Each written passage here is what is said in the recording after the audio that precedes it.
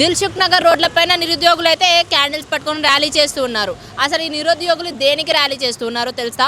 Visuals లో చూసినట్టయితే వాళ్ళు ఎంతో మంది క్యాండిల్స్ పట్టుకొని ఇట్లా దిల్సుఖ్ నగర్ రోడ్లపైన ర్యాలీ చేస్తూ కనిపిస్తుంది. కుమారస్వామి అన్న నిరుద్యోగి ఆత్మహత్యకి గురయ్యాడు. ఆ తర్వాత అసలు ఎందుకు ఆత్మహత్య చేసుకున్నాడు అని ఎంతో మంది క్వశ్చన్ అయితే రావచ్చు. తను ఎన్నోసార్లు ఉద్యోగం తెచ్చుకోవడానికి ట్రై చేసినా సరే గవర్నమెంట్ నుంచి ఎలాంటి నోటీసులు రాకపోవడం అండ్ తను ఎన్నిసార్లు ఎగ్జామ్కి అటెండ్ అయినా సరే తనకి జాబ్ రాకపోవడంతో తను ఎంతో డిప్రెషన్కి గురయ్యి తను ఎంతో శోభిస్తూ మనోవేదనకు గురయ్యి ఇలా ఆత్మహత్య చేసుకున్నాడు. సో తన కోసం ఇప్పుడైతే దిల్సుఖ్ నగర్లో ఎంతో మంది నిరుద్యోగులు వాళ్ళు కూడా ట్రై చేస్తూ ఆత్మవిశ్వాసం కోల్పోకుండా ఉన్న వాళ్ళు కూడా ఈరోజు అయితే మనం ఇక్కడ దిల్సుఖ్ నగర్లో చూస్తూ ఉన్నాం.